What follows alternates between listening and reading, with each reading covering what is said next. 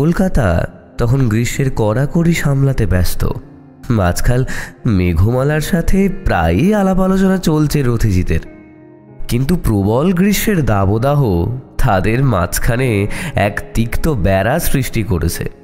যাই হোক, রথিজিৎ মাঝে মাঝে বিকেলের দিকে হাঁটতে যায়, ওই শরীর ভালো রাখার জন্য। তবে সে এখন মনের দিকটা নিয়ে বোধহয় বিশেষ ব্যস্ত। অতঃপরও আমার এখন বিশেষ কোনো কাজ নেই। মেঘমালা এখন প্রায়ই রথিজিতের সাথে কোনো না কোনো কেস পরিদর্শনে যোগদান করে, আর বলতে গেলে এখন আমাদের দলে আরও একজন বেড়ে গিয়েছে। যাই হোক, এই গল্পটা হয়তো অনেকটা দেরিতেই শ্রোতাদের কানে পৌঁছচ্ছে, কারণ এর মধ্যেই আপনারা রথিজিতের বৈবাহিক জীবন সম্পর্কে আগের কিছু গল্পগুলিতে ধারণা পেয়েছেন। যাই হোক, সময়টা এরকমই কাটছিল। মাঝে মাঝে আমার দেওয়া খোঁটায় রথিজিতও বেশ একটু লজ্জাই পেত।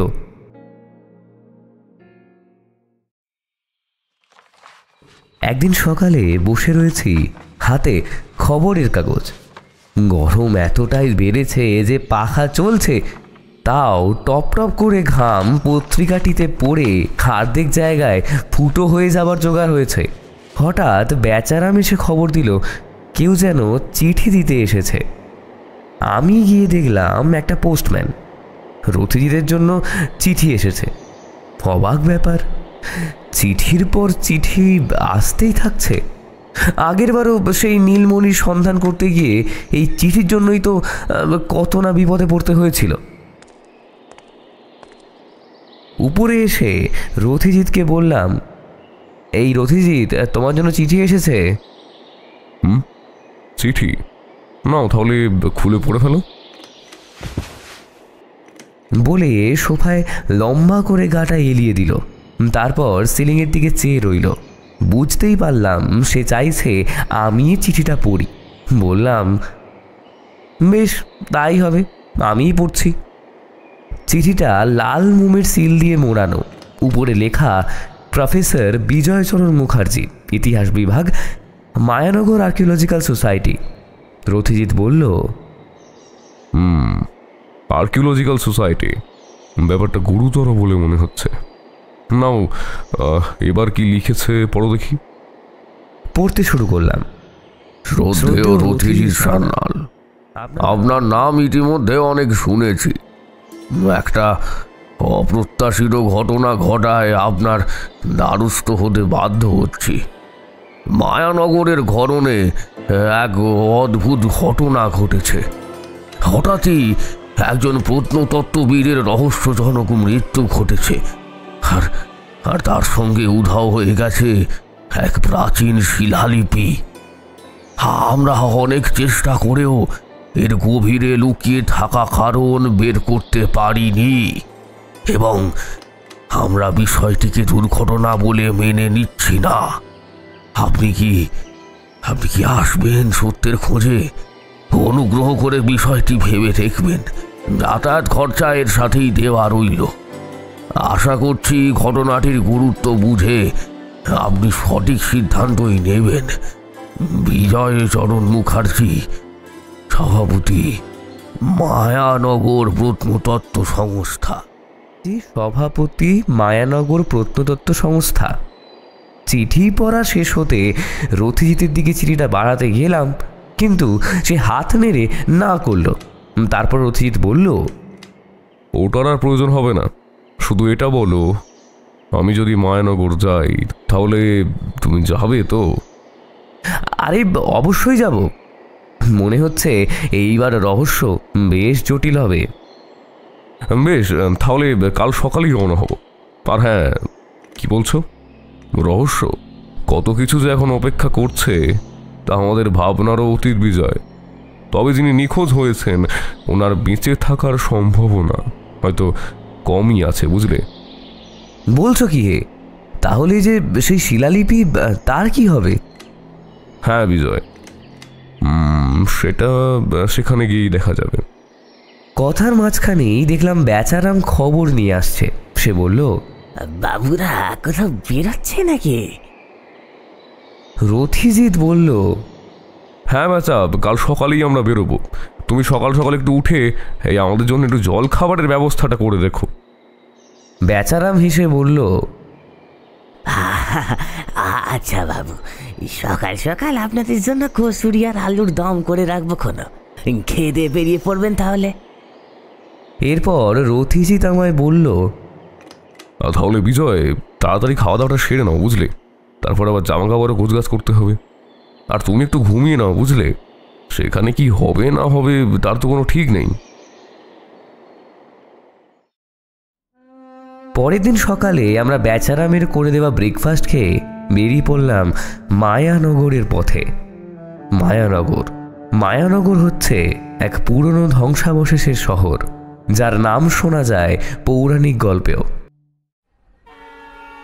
যাওয়ার পথে রথির শুধু বলেছিল, বিজয়, মায়ানগর শহরটা শুধু ইট কাঠ নয়, এখানে মৃত্যু হয় শব্দহীন, ইতিহাসের গন্তব্যের ভিতরেই। আর যে মরে তার কথা কেউ লিখে রাখে না। মায়ানগরে পৌঁছতেই বিজয়বাবু আমাদের অভ্যর্থনা করেন। উনি বললেন, অসংখ্য ধন্যবাদ রথিজিৎ বাবু, আপনি যে এসেছেন। আপনার আসাটা খুবই জরুরি ছিল। আসুন আসুন আসুন, আপনারা একটু খাওয়া দাওয়া করে নিন, আগে অনেকটা পথ এসেছেন। হ্যাঁ, সেসব তো হবে, কিন্তু আসল ব্যাপারটা কি ঘটেছে সেটা যদি একটু বলতেন। ও হ্যাঁ, আমাদের সরকার থেকে এখানে পাঠানো হয়েছিল এক গুপ্ত শিলালিপি উদ্ধার কার্যে, যার নাম ছিল নারায়ণ সূত্র। আমরা এখন একটি মন্দিরের বাইরে দাঁড়িয়ে রয়েছি। এখানে হাওয়ার গতি বেশ তীব্র। প্রবাহমান হাওয়া চারপাশের জঙ্গল ঘেরার মধ্যে এক পুরানো মন্দিরের সামনে যেন আমরা তিনটে প্রাণী অতি পুরনো রহস্যের পরিসমাপ্তি ঘটনার চেষ্টায় রয়েছি। যাই হোক, প্রফেসর বললেন, হ্যাঁ, তো অভিষেক বাবুর মৃতদেহ আমরা মন্দিরের গর্ভগৃহে খুঁজে পাই। সব থেকে আশ্চর্য ব্যাপার রথিজিৎ বাবু, ওনার মৃতদেহতে কোনো কাটা ছেঁড়া বা কোনো আঘাতের চিহ্ন ছিল না। ওনার নাম ছিল ডক্টর অভিষেক লাহিড়ী, আর উনি নারায়ণ সূত্রই খুঁজছিলেন। এবারে নারায়ণ সূত্র সম্পর্কে যদি কিছু জিজ্ঞাসা করেন, ওটা হচ্ছে ইতিহাসের সত্য এবং মিথ্যার সীমানা বোঝাতে ব্যবহৃত হতো। হ্যাঁ, তো ওনার শরীরে তো কোনো আঘাতের চিহ্ন পাওয়া যায়নি, কোনো কাটাও নেই, কিন্তু চোখ তার খোলা ছিল, আর তার হাতে ধরা ছিল এক পুরনো কাগজ, যেখানে লেখা শুধু, জন্ম যে ইতিহাসে নেই তার মৃত্যু হয় না। রথিজিৎ কপালে ভাঁজ ফেলে বলল, মায়ানগরে কেউ খুন করছে, তাও আবার পুরানো লিপি উদ্ধার কার্যের মধ্যে, কিন্তু কোনো অস্ত্র ব্যবহার হচ্ছে না। এর একটা মানসিক খেলা বলে মনে হচ্ছে, যেখানে কেউ কাউকে বোঝাতে চাইছে, মানে, আর তোমার অস্তিত্ব তুমি নিজেই ভুল বুঝে এসেছো। এই ব্যাপারটা খুব জটিল। দেখছি আমি কতটা কি করতে পারি।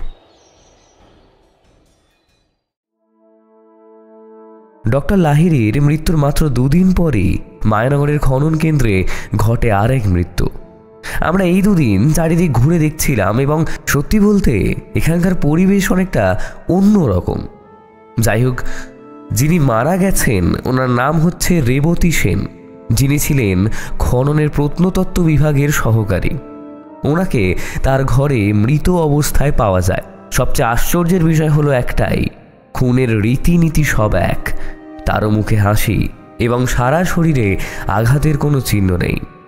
হাতে ধরা এক টুকরো পার্চমেন্টে লেখা এক ছড়ার মতো ধাঁধা, আমি আছি অথচ কোথাও নেই, আমি বলি অথচ কোনো কথা বলি না, তুমি আমায় দেখো না, জানো না, তবুও আমি চালাই আমার গতি, নিচে সই অস্থিতি। রথিজিৎ কয়েকবার পড়ল ধাঁধাটি। তার চোখ যেন রক্তিম হয়ে উঠল, মৃদু একটা হাসি ঠোঁটে। বিজয়, এই খুনি আমাদের এক নতুন স্তরে টেনে নিয়ে যাচ্ছে। সে আমাদের সত্যকে নিয়ে ভাবাতে চায়। সত্যি বলতে সে জানে প্রতিটি খুনের পর আমরা কিভাবে ভাববো, এবং সেই ভাবনাগুলোই সে ধাঁধার আকারে আমাদের সামনে নিয়ে আসছে। আর তারপরে সেই চিন্তায় সে রোপণ করছে ভয়। মনে হচ্ছে শত্রুর সাথে দ্বন্দ্বে আমাদেরও মজা আসবে। আমি বললাম, বলো কি হে, এর মধ্যেই 2টো খুন হয়ে গেছে, ব্যাপার তো আরো গুরুতর। হ্যাঁ, তা তো বটেই। তবে সেই অজানা খুনির পিছনে ধাওয়া করতে গেলে এখনো অনেক ক্লু আছে, যেগুলো আমার জানা বা খোঁজা খুবই দরকার, না হলে তাকে ধরতে পারবো না বোধহয়। পুলিশের গাড়ি, সাথে কিছু সরকারি লোক, আর এদিক ওদিক কি যেন মাপামাপি করছে। রেবতী সেনের মৃতদেহটা উপরে তোলা হয়েছে। কিভাবে যে মারা গেছে বোঝা খুবই মুশকিল। হঠাৎ দেখলে মনে হতে পারে যেন ঘুমোচ্ছে, এক্ষুনি উঠে বসবে। যাই হোক, এইসবের মধ্যেই দেখলাম প্রফেসর বিজয়চরণ আমাদের দিকে ছুটে ছুটে আসছে। চোখ মুখে একটা দিশেহারা ভাব। উনি বললেন, রথিজিৎ বাবু, 2 খুন হয়ে গেল। বড় কর্তারা বলছেন যে এখনই কাজ বন্ধ করতে। আপনি কিছু একটা করুন রথিজিৎ বাবু, না হলে যে আমার সমস্ত খোঁজ, এতদিনের শ্রম নষ্ট হয়ে যাবে রথিজিৎ বাবু।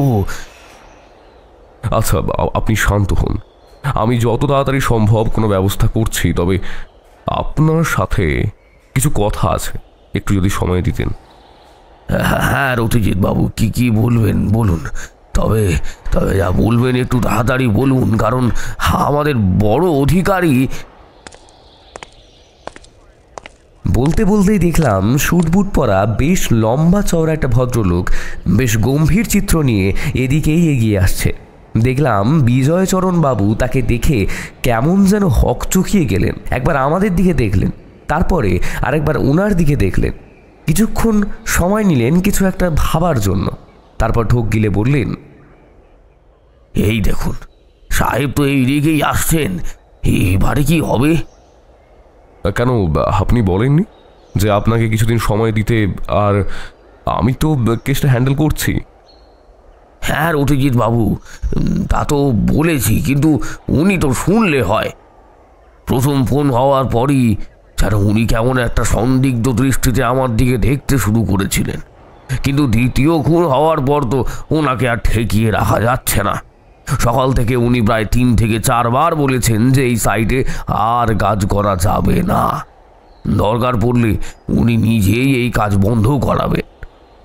কথা শেষ হতে না হতেই সেই সাহেব আমাদের সামনে এসে উপস্থিত হলেন। বিজয়চরণ বাবু, তাহলে চিন্তা ভাবনা কি করলেন? আমার কথাটা মানবেন নাকি আমাকে নিজেই সব ব্যবস্থা করতে হবে? স্যার, দয়া করে আমাদের অন্তত 1 সপ্তাহ দিন। কেন খুন হয়েছে, কিভাবে কি হয়েছে, আমরা সব রিপোর্ট আপনার কাছে জমা দেব। পুলিশ বাহিনী তো তদন্ত করছে। দয়া করে আপনি কাজটা বন্ধ করবেন না। আপনি তো জানেন এই প্রজেক্টে কাজ করা আমার ছোটবেলাকার স্বপ্ন, আর আজ এই বয়সে এসে সেটা করার সুযোগ পেয়েছি। দয়া করে সেই সুযোগটা কেড়ে নেবেন না। দেখুন, আপনার ছোটবেলাকার স্বপ্ন নাকি বড় বেলাকার স্বপ্ন তা দেখার কোনো ইচ্ছে আমার নেই। এটা একটা অ্যাক্সিডেন্ট স্পট, বলতে পারেন মার্ডার স্পট। সরকারি লোক নিয়ে এখানে তাদেরকে কাজ করিয়ে তাদের জীবন নিয়ে আমি খেলা করতে পারি না। আর যে প্রতিকৃতির কথা বলা হয়েছে সেটা নিতান্তই জরুরি, তবে জীবনের থেকে দামি কিছুই না। তাই আজকে থেকে এখানে কাজ করা বন্ধ হবে, আর এই মন্দিরটি চেঞ্জ করে দেওয়া হবে। এতক্ষণ বোধহয় সাহেব আমাদের দুজনকে, মানে আমাকে এবং রথিজিৎকে ঠিকঠাকভাবে লক্ষ্য করেননি। হঠাৎই যেন আমাদের দিকে তার চোখ পড়ল, আর চোখ পড়তেই দেখলাম তিনি প্রথমে একটু ভুরু কুঁচ করলেন, তারপর স্মৃত হেসে রথিজিতের দিকে চেয়ে বললেন, ও আরে, আপনি তো রথিজিৎ সান্যাল না? আরে কি সৌভাগ্য আমার, আপনি এখানে। আপনি আমাকে চিনলেন কি করে? ও হ্যাঁ, নমস্কার। আমাকে তো চেনেনি। আর এ হচ্ছে... আরে থাক থাক, উনি যে বিজয় বাবু সেটাও আমার জানা রয়েছে। প্রফেসরের নামও তো বিজয়। হ্যাঁ, তো তোমাকে চিনব না এটা কি হতে পারে? তোমার নাম প্রায় কাগজে দেখা যায়, আর সরকারের হয়ে তুমি তো কম কাজ করনি, যদিও তার ক্রেডিট তুমি পাওনি, কিন্তু ভিতরে ভিতরে সব কথাই ডেস্ক টু ডেস্ক হয়। আপনি তো দেখছি সবই জানেন, তাহলে একটু বিশ্বাস তো আমার উপর রাখতেই হবে স্যার। স্যার, আপনাকে তো আমি সেটাই বলতে চাইছিলাম এতক্ষণ ধরে। এই খুনের রহস্য সমাধান করতে আমি রতিজিৎ বাবুকে খবর দিয়েছিলাম, আর উনি আমার ডাকে সাড়া দিয়ে এখানে এসেছেন। তাই আপনাকে বলছিলাম যে... তিনি কথাটা কেটেই বললেন, বাহ, তাহলে তো আর কোনো সমস্যাই নেই। রথিজিৎ বাবু যেখানে আছেন সেখানে রহস্যের সমাধান না হয়ে যায় কোথায়? কিন্তু কিছু হোক না হোক, মৃত্যুগুলিকে না আটকাতে পারলে কিন্তু খুব বড় সড়ো ক্ষতি হয়ে যাবে আমাদের। হ্যাঁ স্যার, এটা তো আমি ভালো করেই বুঝতে পারছি, কিন্তু জিনিসটা এতটাই রহস্যজনক যে তার গভীরে প্রবেশ করতে না পারলে আমরা কিছুই করে উঠতে পারবো না। নাও আই আন্ডারস্ট্যান্ড, সবই ঠিক আছে। তবে এই তদন্ত করার জন্য প্রফেসর আপনার মেয়ে বিমলাকে আমি অ্যাপয়েন্ট করছি। She is a very good detective after all. আর রথিজিৎ বাবু সে আপনারই মতো তুখর, এবং সত্যি বলতে আমি যতই জোর দিই না কেন প্রফেসরকে, ওনার মেয়ে হয়তো আমাকে আটকেই দিত এই মন্দির সিজ করার থেকে। না স্যার, এরকম বলবেন না। ও তো আপনার পথেই চলে। যবে থেকে আপনার সান্নিধ্য পেয়েছে তবে থেকেই তো দেখছি ওর কাজের প্রতি টান আরও বেড়ে গেছে। গোয়েন্দা হবার শখ ছোটবেলা থেকেই ছিল, তা তো আপনি জানেনই। কিন্তু ও যে এত বড় একটা জায়গায় আসতে পারবে সেটা আমিও ভাবতে পারিনি স্যার। না না প্রফেসর, তোমার মেয়ে একটি ডায়মন্ড। তিনি আরও কিছু বলতে যাচ্ছিলেন, কিন্তু কোথা থেকে একজন ছুটতে ছুটতে এসে বলল,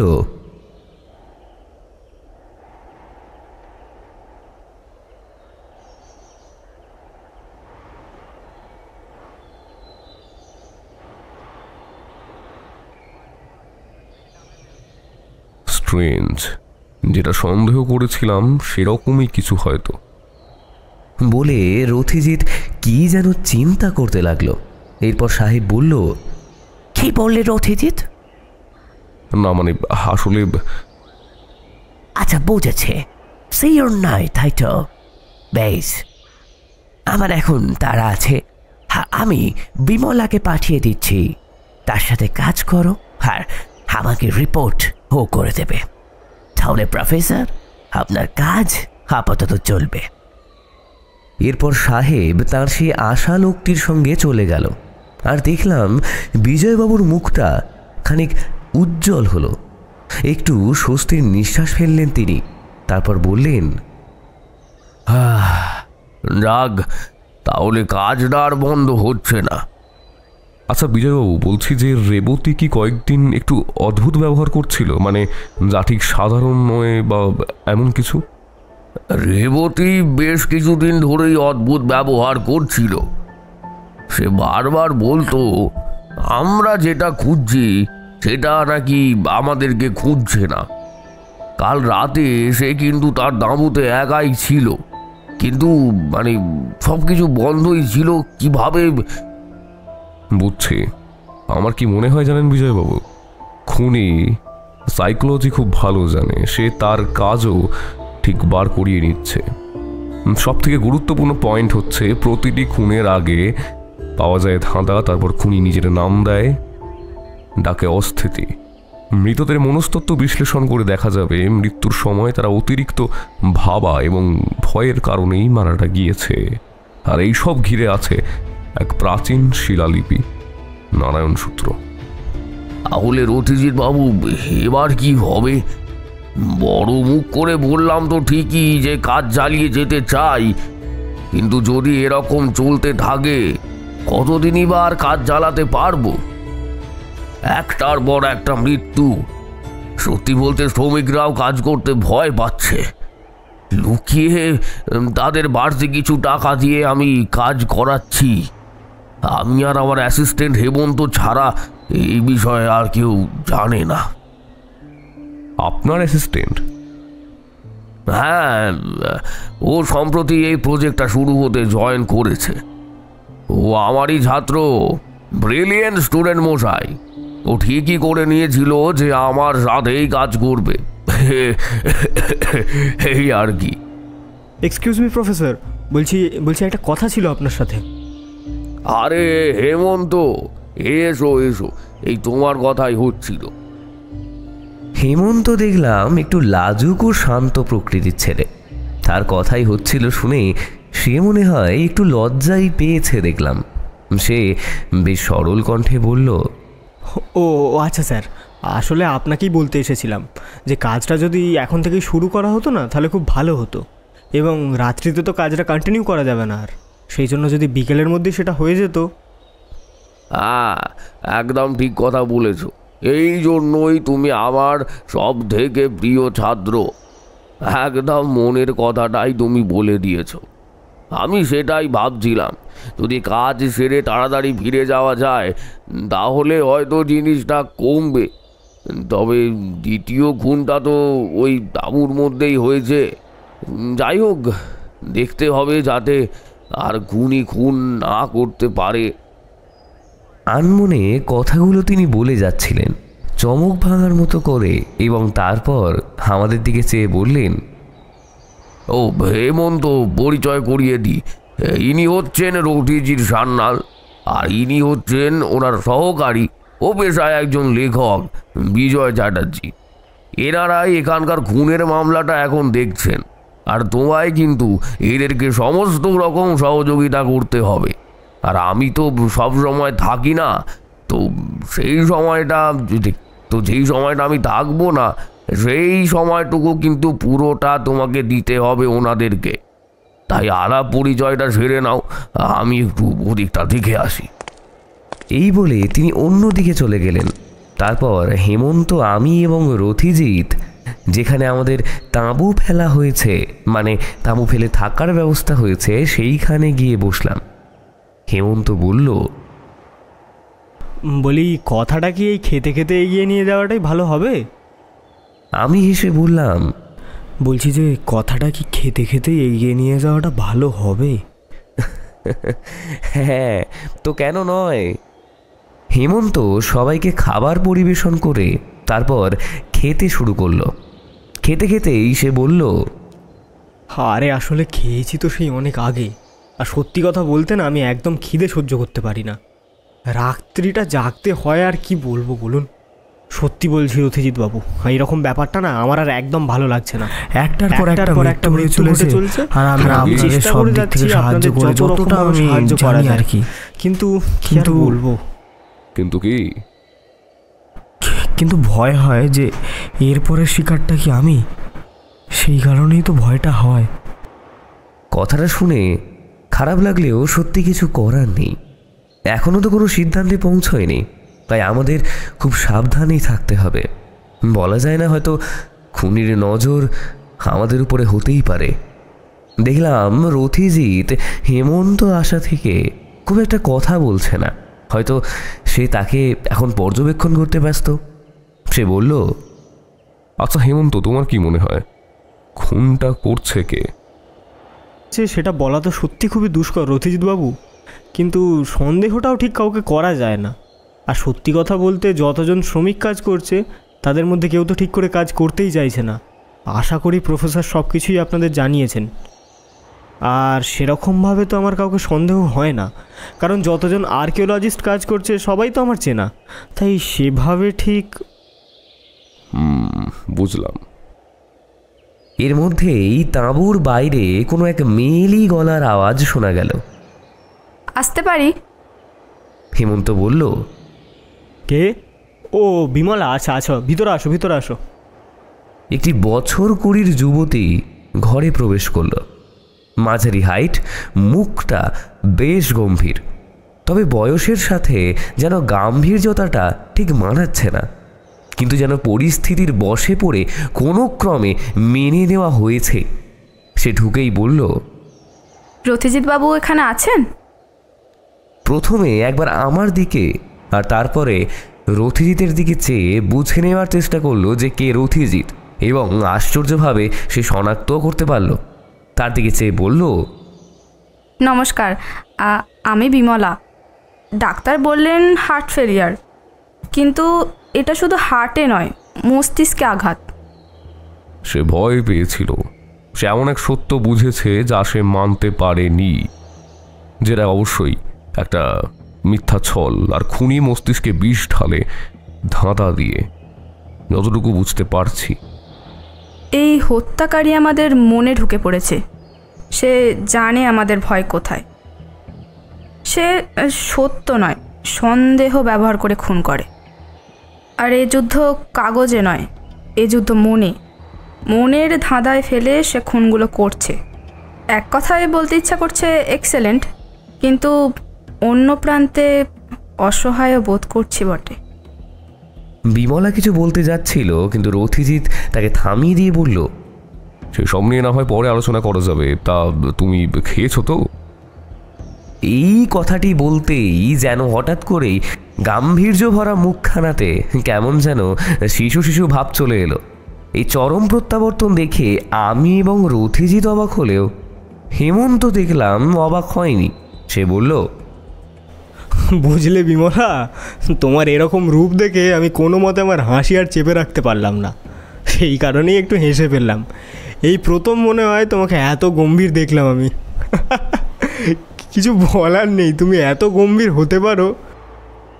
শুধু কাজের সময়টা জোরটা দেখালেই হবে। হ্যাঁ হ্যাঁ বুঝেছি, কিন্তু সাহেব বললেন নাকি আপনারা খুব গম্ভীর লোক, আপনাদের সামনে যেন কঠোরভাবে থাকি। উনি আবার আমায় জব্দ করে দিলেন।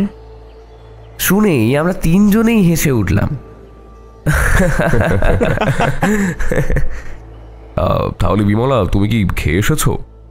হ্যাঁ, আমি খেয়েই এসেছি। আর ক্ষমা করবেন, কথাবার্তার মধ্যে উত্তরটা দেওয়াই হয়নি। না না, সে ঠিক আছে। তবে তুমি কি খুদে গোয়েন্দা নামে পরিচিত, তাই তো? আপনি আমাকে চেনেন? হ্যাঁ, তোমার কাণ্ড কারখানা কিছু পড়েছি বটে আমি, তবে এত ট্র্যাজেডি আর টুইস্ট সেখানে রয়েছে, বোধহয় আমিও সেগুলো সলভ করতে পারতাম না। আরে না না, কি যে বলেন আপনি! কিছু কিছু কেসে তো আমি জড়িয়ে পড়েছি বলে তাই, না হলে জেনে বুঝে কি আর। আমি আর হেমন্ত হাঁ করে রথিজিৎ আর বিমলার কথা এতক্ষণ ধরে শুনছিলাম। রথিজিৎ যে বিমলাকে আগে থেকেই চেনে সেই সম্বন্ধে আমার সামান্যটুকুও ধারণা ছিল না। এরপর রথিজিৎ বলল, আমার মনে হয় আমার পরম বন্ধু বিজয় এবং তোমার বন্ধু হেমন্ত দুজনেই বেশ চমকে গিয়েছে। আরও কথাবার্তা একটু চলতে পারতো, কিন্তু বুঝতেই পারছো কোন পরিস্থিতির মধ্যে আমরা রয়েছি। আর এই শত্রু যা তা শত্রু নয়, আমাদের মধ্যে থাকা যে কোনো মানুষকে সে যে কোনো মুহূর্তে নিজের কন্ট্রোলে আনতে পারে, এবং সেই মুহূর্তে আমাদের মৃত্যুও হতে পারে। তবে শুধু এটুকুই বলবো যে সবাই নিজের মনের জোর যদি ঠিক রাখো, তাহলে সে হয়তো বেশি কিছু করতে পারবে না। যাই হোক, নিজের উপরে ভরসা রাখো।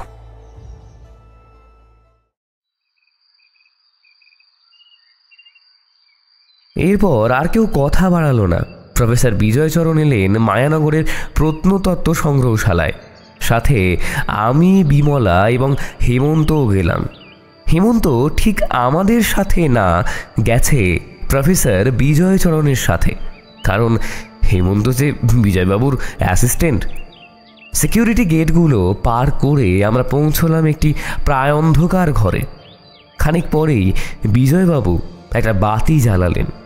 তারপর সেখানে রক্ষিত এক ভল্ট খুলে তিনি দেখালেন একটি অর্ধভাঙা পাথরের ফলক, মাঝখানে এক সূক্ষ্ম লিপি খোদাই করা। এটা আমরা ডিকোড করতে পারিনি এখনো, কিন্তু একটা লাইন অনেকবার দেখা গেছে বিভিন্ন জায়গায়। ইতিহাসের যে সত্য নিজেই নিজের বিরোধিতা করে তাকেই নারায়ণ সূত্র বলা হয়। সেইটা এক এক করে আমরা সবাই দেখলাম, কিন্তু আমি বা বিমলা বা হেমন্ত কেউই কিছু বুঝে উঠতে পারলাম না। আমি দেখলাম রথিজিৎ সেটার দিকে এক দৃষ্টে চেয়ে রয়েছে। কিছুক্ষণ চাইবার পর সে সেই ফলকটা আরেকটু আলোর কাছে নিয়ে গেল। আবার কিছুক্ষণ সন্দিগ্ধ দৃষ্টিতে সেটার দিকে চেয়ে থাকার পর দেখলাম সে চোখ বন্ধ করে কী সব ভাবতে লাগলো। তারপর মনে মনেই কিছু বিড়বিড় করতে লাগলো। তারপর বলল, এ এক প্রাচীন পরিকল্পনার সংস্করণ। এটাকে যতটা সহজ ভাবছি ঠিক ততটা সহজ নয়।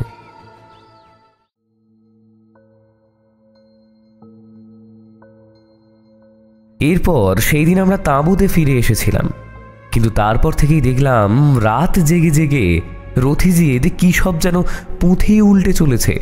কখনো বই পড়ে, কখনো সেই পুঁথির সঙ্গে লেখাটা মেলায়, আবার কখনো বাইরে গিয়ে একা বসে থাকে। দুপুরবেলা খাওয়ার সময় যখন রথিজিৎ, আমি, প্রফেসর, হেমন্ত এবং বিমলা সবাই একসাথে খেতে বসেছি, সেই সময়ে সবাই রথিজিৎকে জিজ্ঞাসা করলে যে সে কোনো ক্লু খুঁজে পেয়েছে কিনা। তার পরিবর্তে রথিজিৎ বলে,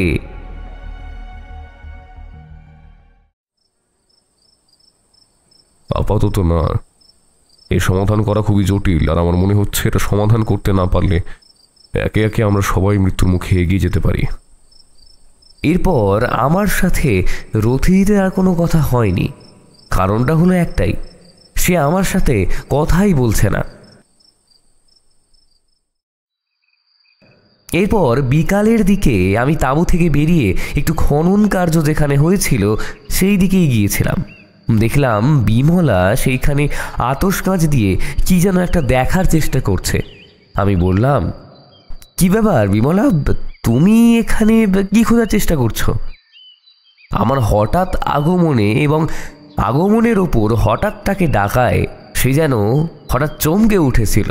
তারপর চমক ভেঙে বুকে হাত রেখে বলল, উফ, বিজয়বাবু আপনি? আর একটু হলে আমাকে হার্ট অ্যাটাকই দিয়ে দিচ্ছিলেন। মানে ক্ষমা করো, আমি আসলে একটু বেরিয়েছিলাম, এবারে ঘুরতে ঘুরতে এদিকটা এসে পড়েছিলাম, আর তারপরে দেখলাম মানে তুমি কিছু একটা খুঁজছিলে, এই আর কি। মানে আরে হ্যাঁ হ্যাঁ, বুঝেছি। আপনি এখন একটু চুপ করুন, এদিকে কেউ চলে এলে কাজটা সারা হবে না। কাজ বলতে? আরে তেমন কিছুই না, কিন্তু প্রথম খুনটা যেহেতু এখানেই হয়েছিল, যদি আশেপাশে কোথাও খুনির কোনো পায়ের ছাপ থেকে থাকে, মানে পুলিশের তদন্তে তো কোনো ছাপ বা কিছুই পাওয়া যায়নি, যেন খুনি কর্পূরের মতো এসেছে আবার খুন করে কর্পূরের মতো উড়ে গিয়েছে। তো তাই জন্য একটু খুঁজে দেখছিলাম যদি কিছু সূত্র পাওয়া যায়। বাহ, এই তো দারুণ উদ্যোগ। তাহলে আমিও তোমার সাথে একটু হাতে হাত লাগাই। হ্যাঁ হ্যাঁ, তা কেন নয়, আসুন। বলে আমিও তার সাথে খুঁজতে লাগলাম। এর মধ্যে অনেক কথাই হলো আমাদের, মিথ্যে বলবো না, বেশ ভালোই লাগছিল। বিমলা ওর আগের কেসের ব্যাপারেও অনেক কিছু বলছিল। তবে যা বুঝলাম, রথিজিতের কাছে যেমন বেশিরভাগ কেস বলে কয়ে আসে, সেখানে বিমলা একেবারে তার মধ্যে জড়িয়েই পড়ে। যাই হোক,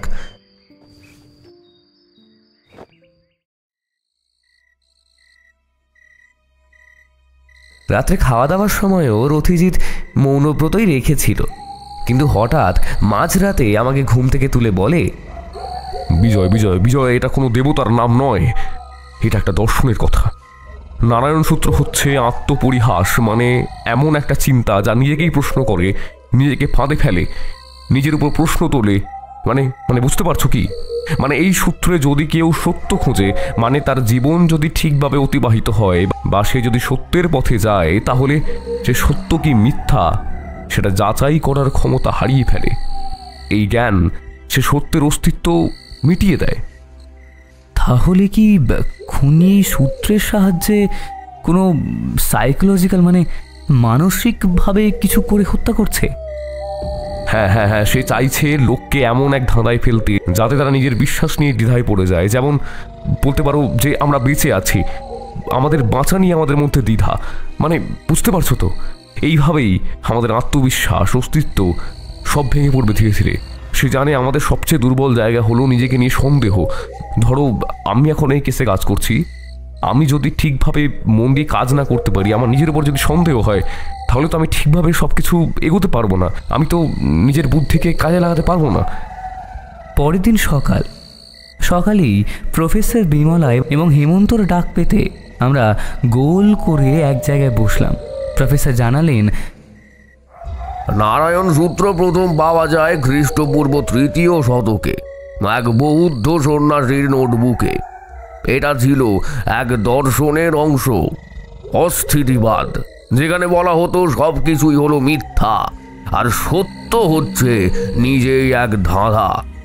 এই দর্শন পরে হারিয়ে যায়। শোনা যায় যারা অনুসরণ করত তারা আত্মহত্যা করত নিজেই। মানে এই দর্শনটা মিথ্যাচারের জন্য তৈরি করা হয়েছিল। আর এই থেকে জানা যায় সেই সমাজে কিভাবে মানুষকে মিথ্যাচারের জালে জড়িয়ে তাদেরকে দিয়ে কত নিকৃষ্টতম কাজ করানো হতো। এইসব তথ্য সামনে এলে ইতিহাসের অনেকটা রূপান্তরও ঘটতে পারে। রথিজিৎ বলল, এই শিলালিপির আসল মানে জানলে হয়তো খুনিকে ধরা সম্ভব, কারণ সেই সূত্রকে অস্ত্র বানিয়ে ব্যবহার করছে। আমাদের প্রয়োজন একজন যে এই লিপির পাঠোদ্ধারটা করতে পারবে। বিমলা বলল, আসলে আমি কাল একটি কেসের ফাইল নিয়ে স্টাডি করছিলাম, তারই আর্কাইভে এই লিপির অংশ দেখেছি। আমায় একটু সময় দাও রথিজিৎদা, আমি এর রহস্য উন্মোচন করব। তুমি শুধু আমার একটু পাশে থেকো, কারণ এই সত্য জানার পর আমি হয়তো আর আমি থাকবো না, এই যেরকমটা তুমি বললে। এই বলে সে বেরিয়ে গেল।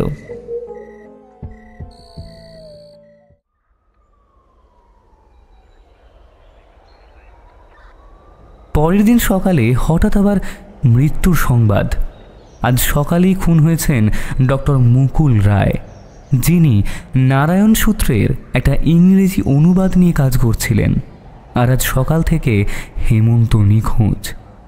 বিমলাকে খবর দেওয়া হলো। তার ঘরের দেওয়ালে সেরকম কোনো ধাঁধা লেখা ছিল না, তবে মুখ বিকৃত আর চোখে হতবাক মাখা বিস্ময়।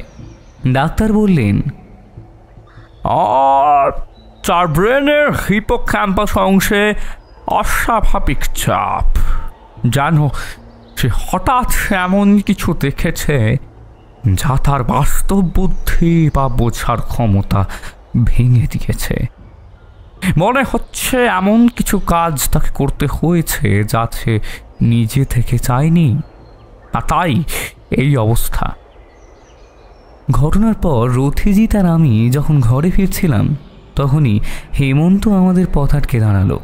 তার মুখে ক্লান্তি, কিন্তু চোখে ছিল দারুণ তীব্রতা। আমি পালিয়ে গিয়েছিলাম কারণ আমি জানতাম যে এই ধাঁধার শেষ স্তরে পৌঁছালে মানুষ নিজেকে চিনতেই ভুলে যায়। সেই খুনি তাকে নিজের বশে করে নেয়। তুমি সেটা জানলে কিভাবে? কারণ আমার বাবা সেই দর্শনের শেষ অনুসারী ছিলেন। তিনি নিজের জীবন দিয়ে আমাকে বলেছিলেন, যদি কখনো কেউ অস্থিতিকে জাগিয়ে তোলে, পালিয়ে যাও।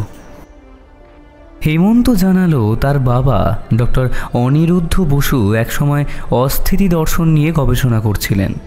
তিনি বিশ্বাস করতেন মানুষ নিজেকে ভুলে গেলে সেই ফাঁক দিয়ে ঢুকে পড়ে অশুভ বুদ্ধি, আর তা থেকেই মানুষ ভুল কাজ করে। তিনি একবার এই ধাঁধার একটি স্তর নিজেই ভেঙেছিলেন, আর ঠিক তার পরপরই তিনি নিজের নাম ভুলে গিয়েছিলেন। আর সারা ঘর জুড়ে লিখে গিয়েছিলেন, আমি ছিলাম না, আছি না, না হব না, আমি কেবল ধাঁধা। এরপরই তিনি নিখোঁজ হয়ে যান। হেমন্ত, তোমার পালিয়ে যাওয়া ভুল ছিল না, কিন্তু এখন তুমি ফিরে এসেছো মানে তুমি প্রস্তুত এই দ্বন্দ্বের শেষ লাইনটি লিখতে। আমাদের তোমার সব থেকে বেশি প্রয়োজন হেমন্ত। আমি লিখতে চাই না রথিজিৎ, আমি শুধু চাই তুমি বোঝো এই ধাঁধা খেলার আগে তোমার মনে একটা ফাঁক তৈরি হবে, সেখানে তোমার নিজের অস্তিত্ব নিয়েই সন্দেহ তৈরি হবে তোমার। তুমি কি সেই ফাঁকটা সামলাতে পারবে? পারবে কি খুনির মায়াজালকে ভেদ করতে? সত্যের মূল্য যদি হয় অস্তিত্ব হারানো, আর যদি আমাকেও পরীক্ষার সামনে দাঁড়াতে হয়, তাহলে আমি দাঁড়াবো, আর এই সব আমাকে আটকাতে হবেই। তাহলে এতদিন তুমি আমাকে এই বিষয়ে জানাওনি কেন? হেমন্ত চুপ। মায়ানগরের মূল গবেষণা কেন্দ্র, যেখানে নারায়ণ সূত্র লিপির উদ্ধার কার্য চলছিল, সেখানে হঠাৎ এক ধস নামে। প্রাণ হারান ডক্টর রফিকুল ইসলাম, যিনি হেমন্তর বাবার পুরনো সহকারী ছিলেন। তিনি ছিলেন একমাত্র ব্যক্তি যিনি হেমন্তর বাবার গবেষণার কিছু অংশ জানতেন। ধসের পরে আমরা গিয়ে দেখি ঘরের দেওয়ালে আগুনে আতপোড়া একটা ধাঁধার টুকরো গেঁথে আছে। তুমি যাকে বিশ্বাস করো সেও হতে পারে খুনি। তুমি যা জানতে চাও সেটাই হয়তো তোমায় শেষ করবে। আমি সামনে নেই, আমি তোমার পিছনে। তুমি আমায় চিনতে পারো না, কারণ আমি তুমি। এক খণ্ড অস্থিতি। ধাঁধাটি পড়ে হেমন্ত সোজা চেয়ারে বসে পড়ে। মনে হচ্ছে যেন ধাঁধাটি তার জন্যই লেখা। তার চোখে জল, কিন্তু সেটা ভয় না দুঃখ তা বোঝা যাচ্ছিল না। এটা এটা আমার বাবার হাতের লেখা। মানে মানে খুনি আমার বাবা, অথবা কেউ যে তার পরিচয় ব্যবহার করছে। আমরা সবাই অবাক হয়ে গেছি। কারোর কিছু বলার ক্ষমতাটুকু আর নেই। প্রফেসরও পাশে প্রায় পড়েই যাচ্ছিলেন। বিমলা তাকে ধরল। সেই জন্যই তুমি আমার থেকেও তুখোর। তুমি এসবের সাথে বংশানুক্রমিকভাবেই যুক্ত। কিছুক্ষণের নিস্তব্ধতা। তারপর হেমন্ত জানালো। এরপর রথিজিৎ বলল, পরবর্তী খুন আমি নিজেও হতে পারি, কারণ ধাঁধার বর্তমান স্তরে সে আমার মনের জোর ভাঙার চেষ্টা করবে।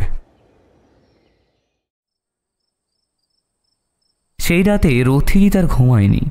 ঘরে জানলার সামনে বসে বৃষ্টির দিকে তাকিয়ে সে বিড়বিড় করছিল। আচ্ছা বিজয়, আমি কি সত্যি পারবো বিজয়, মানে এই রহস্য ভেদ করতে, নাকি আমিও সেই মায়াজালের মধ্যে পড়ে যাব? আচ্ছা ব্যাপারটা হচ্ছে কি বলতো? আদেও কি এই সব কিছু সম্ভব? মানে কোনো একটা এই লিপি, তার মধ্যে থাকা সূত্র, মানে আমি তো কিছুই বুঝতে পারছি না। আচ্ছা শোনো, যদি আমার সিদ্ধান্ত, আমার চিন্তা সবই পূর্ব নির্ধারিত হয়, তাহলে আমি চুপচাপ তার পাশে বসে রইলাম। রথিজিতের কণ্ঠে এমন অনিশ্চয়তা আমি আগে কখনো দেখিনি।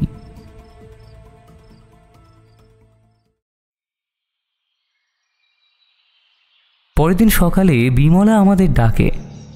সে নাকি সারা রাত ধরে নারায়ণ সূত্রের অক্ষর বিশ্লেষণ করেছে। রথিজিৎ দা, এই ধাঁধার পঞ্চম স্তর এসেছে। তুমি নিজের নামের অক্ষর দিয়ে হিসাব করেছিলে তো? একবার নিজেকে বাদ দিয়ে হিসাব করো তো। তুমি আমাদের বলেছিলে না শক্ত থাকতে? আজকে হয়তো তোমার পরীক্ষা আসন্ন।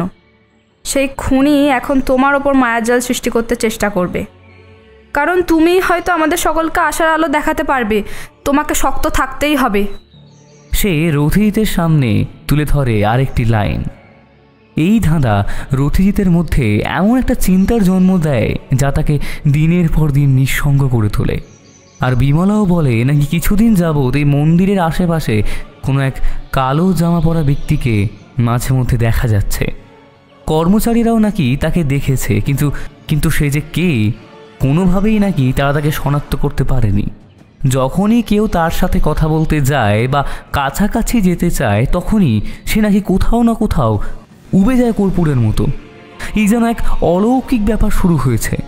কিন্তু আমার তীব্র বিশ্বাস ছিল এটা শুধুই মনের ভুল। সেই খুনি তার মায়াজাল সৃষ্টি করে সকলকে তার খেলায় খেলাচ্ছে। তবে আমি জানি রথিজিৎ এখান থেকে নিজেকে বার করবেই। সাহেব অনেকবার এসে কথা বলে গেছেন এবং সিকিউরিটি দ্বিগুণ করে দিয়েছেন, কিন্তু রথিজিৎ এখন কথা বলছে কম। সত্যি বলতে খায়ও কম। রাত জেগে জেগে চোখের তলাটায় কেমন যেন কালি পড়ে গিয়েছে। একদিন রাতে সে আমাকে বলে, আর শোনো, যদি এমন পরিস্থিতি হয় যে আমি হয়তো পারছি না, বা এমন পরিস্থিতি সামনে এসেছে আমাকে একা ফেলে তুমি সত্যের অন্বেষণটা ঘটাতে পারবে, তাহলে কিন্তু তুমি সত্যের অন্বেষণটাই ঘটিও। বিমলা রথিজিৎকে জানায়, তুমি এই ফাঁদ থেকে একা বের হতে পারবে না, কারণ এই খুনের মায়াজালের বিরুদ্ধে লড়াই কোনো গোয়েন্দার নয়, এটা এখন তোমার মনের বিশ্বাসের লড়াই। আমাদের দরকার সেই পুরনো মনস্তাত্ত্বিক নোট যেটা রাখা আছে মায়ানগরের সীমান্তে এক প্রাচীন সন্ন্যাসীর মাঠে। সে একমাত্র জানে নারায়ণ সূত্রের মূল ব্যাখ্যা। আমরা সিদ্ধান্ত নিই আমরা সেখানে যাত্রা করব, যেখানে হয়তো উত্তর অপেক্ষা করছে। মায়ানগরের সীমান্তে পৌঁছতে আমাদের প্রায় 4 দিন সময় লেগে গেল। একদিকে গিরিখাত আর অন্যদিকে হিম শীতল বাতাস, আর মাঝখানে আমরা 4 জন, মানে আমি, রথিজিৎ, বিমলা ও হেমন্ত। সেই জায়গাটা ছিল এমনই দূরবর্তী যেখানে আধুনিক যন্ত্র নিয়ে যাওয়াই মুশকিল। আমরা যখন পৌঁছই তখন সন্ধ্যা গড়িয়েছে। চাঁদের আলোয় সেখানে একটা মঠ দেখা যাচ্ছিল, এক পুরনো বৌদ্ধ স্থাপত্য যা 100 বছরেরও পুরনো। আমরা মঠে প্রবেশ করতেই আমাদের স্বাগত জানান একজন বয়স্ক সন্ন্যাসী, যিনি মুখে কোনো শব্দ না করে কেবল মাথা ঝাঁকান। এইখানে যে কোনো মঠ থাকতে পারে তা তো আমাদের ভাবনারও বাইরে। আসলে আমরা এখন যে জায়গাটা রয়েছে সেটা ভূমিস্থল থেকে অনেকটা নিচের দিকে। হঠাৎ করে কেউ এই স্থানে এলেও সে হয়তো এই মঠের সন্ধান পাবে না। যাই হোক, তিনি ইশারায় রথিজিৎকে আলাদা একটি কক্ষে নিয়ে যান। আর এই সন্ন্যাসী নাকি একসময় নালন্দার শেষ পাঠক ছিলেন। নারায়ণ সূত্র ও অস্থিতি দর্শন নিয়ে তার গভীর জ্ঞান রয়েছে। তিনি বিশ্বাস করেন শব্দ নয়, চিন্তাই হলো প্রকৃত ভাষা। সন্ন্যাসী রথিজিৎকে একটি ছোট পাথরের বাক্সে থাকা পুরনো পাণ্ডুলিপি দেন। পাণ্ডুলিপির নাম চেতনার সপ্তদ্বার। এর প্রথম পাতায় লেখা, যদি তুমি নিজেকে জানতে চাও তবে প্রস্তুত হও নিজেকে ভুলে যেতে। এই পাণ্ডুলিপিতে 7টি মানসিক স্তরের ব্যাখ্যা রয়েছে। প্রত্যেকটি স্তর পার হওয়ার সময় একজন ব্যক্তির স্মৃতি, চিন্তা আর বিশ্বাস পরীক্ষা করা হয়। এটা এক ধরনের মানসিক সতর্কতামূলক ম্যানুয়াল, যা একজন ব্যক্তিকে রক্ষা করতে পারে ধাঁধার দর্শনের প্রভাব থেকে এবং কোনো মানুষের সমসাময়িক মায়াজাল থেকে। সন্ন্যাসী রথিজিৎকে নিয়ে যান একটি একান্ত কক্ষে। দেখলাম রথিজিৎ আবার তার হারিয়ে যাওয়া মনোবল ফিরে পেয়েছে। সে বলল, বিজয়, এবার আমি বুঝেছি সে কিভাবে মানুষের মধ্যে এতটা গাঢ়ভাবে তার মায়ার সৃষ্টি করতে পেরেছিল। কেন বলতো? কারণ একটার পর এক খুন যখন হয়ে চলেছে তার মাঝখানে ঠিক সেই সময় মাঠের এক প্রান্তে ভেঙে পড়ে একটা প্রাচীন পাথরের মূর্তি, আর পিছনে ধরা পড়ে এক মনুষ্য মূর্তি যে হঠাৎ করেই দ্রুত অদৃশ্য হয়ে যায়। মূর্তি ভেঙে পড়ার শব্দের সঙ্গে সঙ্গেই আমরা ছুটে যাই মঠের পিছন দিকে। সেখানে দেখি তাজা পায়ের ছাপ কাদার মধ্যে ফুটে উঠেছে, কিন্তু তা হঠাৎ করেই অদৃশ্য হয়ে যায় এক গুহার মতো ছোট ফাটলের মধ্যে। এখানে কেউ আছে বিজয়, এই সন্ন্যাসীদের ভিতর কেউ হয়তো ছদ্মবেশী খুনি। মঠে থাকা 6 জন সন্ন্যাসীর নাম নথিভুক্ত করা ছিল, তবে তাদের সবার পরিচয় যাচাই করতে গিয়ে রথিজিৎ লক্ষ্য করে তসাং নামের এক বৃদ্ধ সন্ন্যাসীর পরিচয়পত্রে তার কোনো আঙুলের ছাপ নেই। কিন্তু এখানকার প্রাচীন নিয়ম অনুযায়ী প্রত্যেক সন্ন্যাসী যখন মাঠে আসে তখন তার আঙুলের ছাপ রাখা হয় ধর্মচক্র কাঠামোর এক পাথরে। যদি তসাং সত্যি হয় তবে তার ছাপ পাথরে থাকা উচিত। চলো তো আমরা সেটা মিলিয়ে দেখি। না, এখানে তো কোনো ছাপ নেই। মানে সে খুনি? হ্যাঁ হ্যাঁ হ্যাঁ, এই হচ্ছে আসল অপরাধী, এই এসবের পিছনে রয়েছে। তসাং যখন পালাতে যায় তখন হেমন্ত বন্দুক গুছিয়ে বলে ওঠে, যদি 1 পাও আর এগো তাহলে এক্ষুনি গুলি করে তোমার খুলি উড়িয়ে দেব। সবার এতদিনের পরিশ্রমের উপর সে এইভাবে জল ঢেলে দিতে পারে না। হঠাৎ করেই দেখা গেল তসাং এক জায়গায় দাঁড়িয়ে কী সব অঙ্গভঙ্গি শুরু করেছে। সাধুদের বেশ খুলতেই তার ভিতর থেকে ঝকমকে একটি পোশাক বেরোলো। বাকি সন্ন্যাসীরা এইসব দেখে হতবাক হয়ে গিয়েছেন, কিন্তু মৌন সন্ন্যাসী দেখলাম তাদেরকে নিয়ে মঠের দরজা বন্ধ করে দিল ভেতর থেকে। আর দেখলাম বন্ধ করার আগে বিশ্বস্ত চোখে রথিজিতের দিকে তাকালো, যেন সেই চোখ বলছে এই পাপীকে এখান থেকে নিয়ে যাও, আর তুমিই পারবে ওর মায়াজালে আচ্ছন্ন না হয়ে আমাদের সকলকে বাঁচাতে।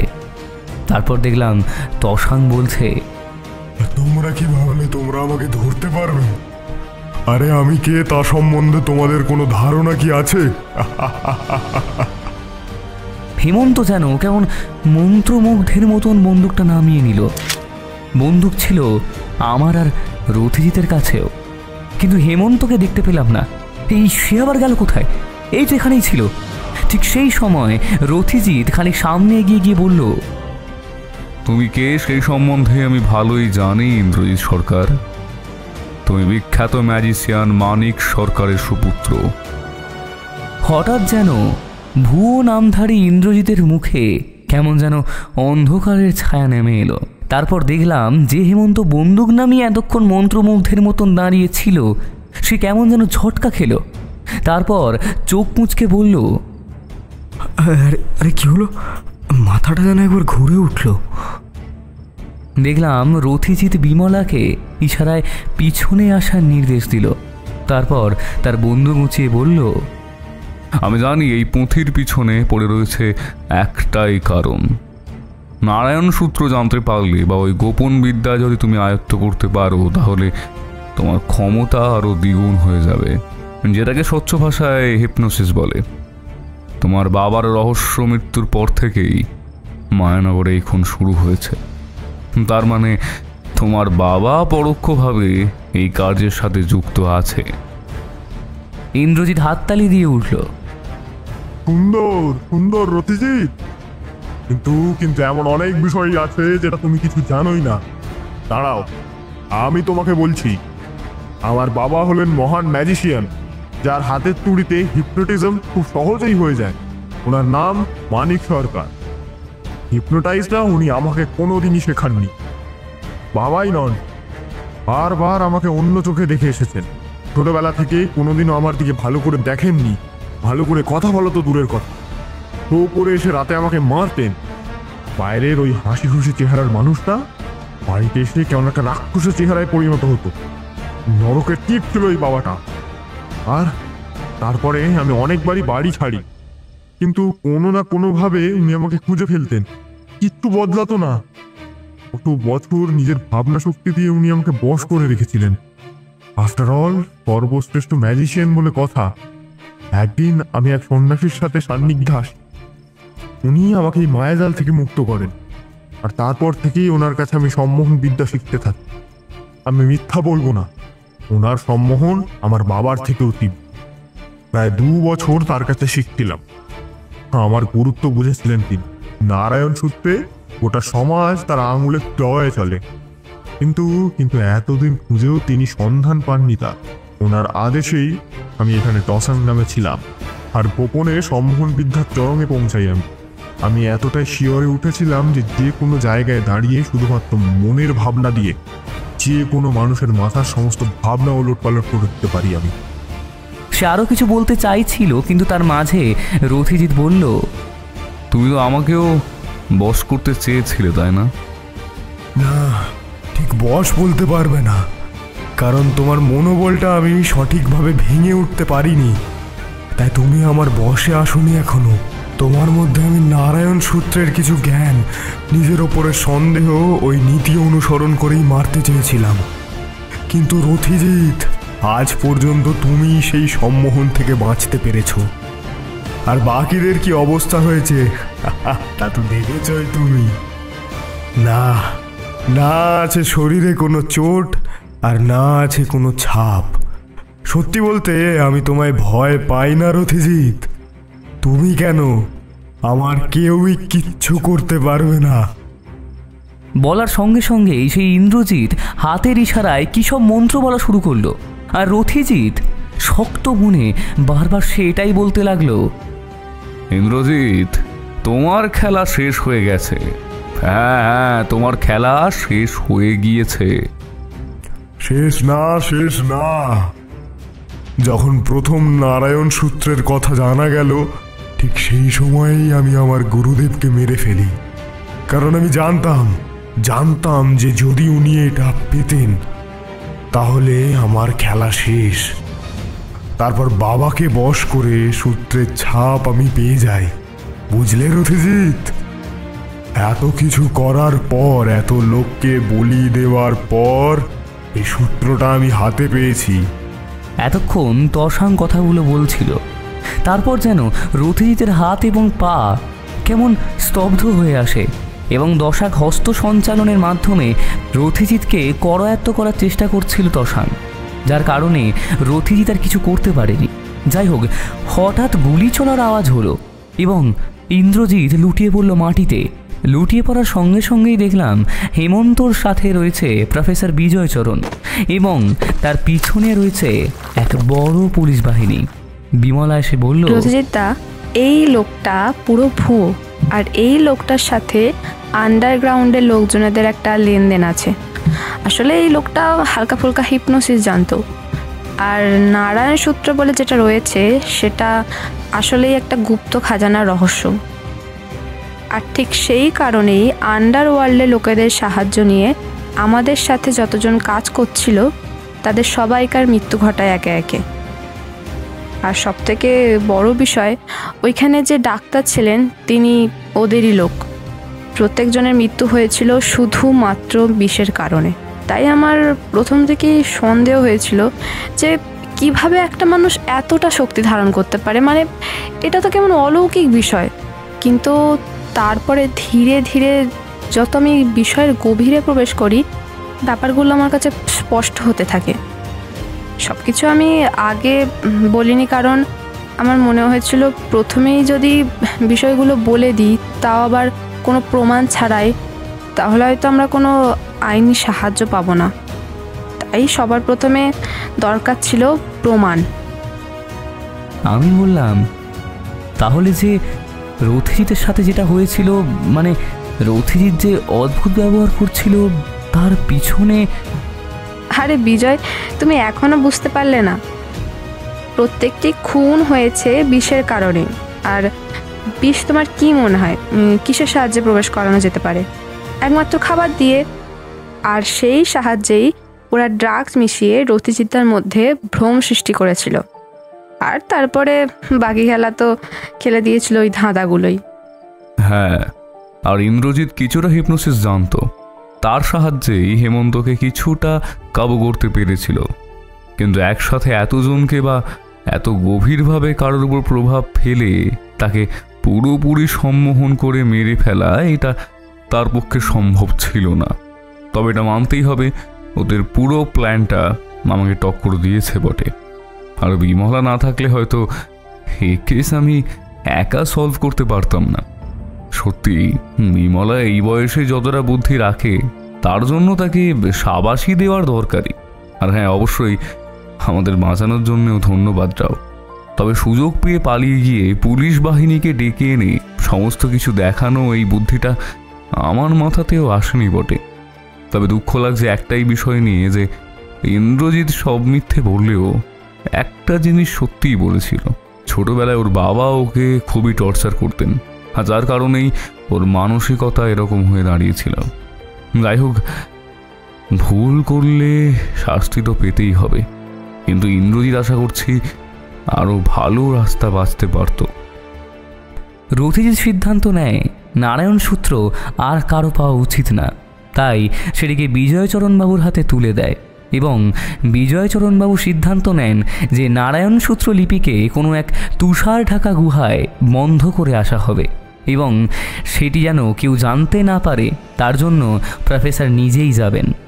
আর তারপরে তিনি কাউকে ওই লিপির সম্বন্ধে কিচ্ছু বলবেন না। সরকারি অধ্যক্ষর শেষ হলে তিনি গিয়ে সেটি রেখে আসেন।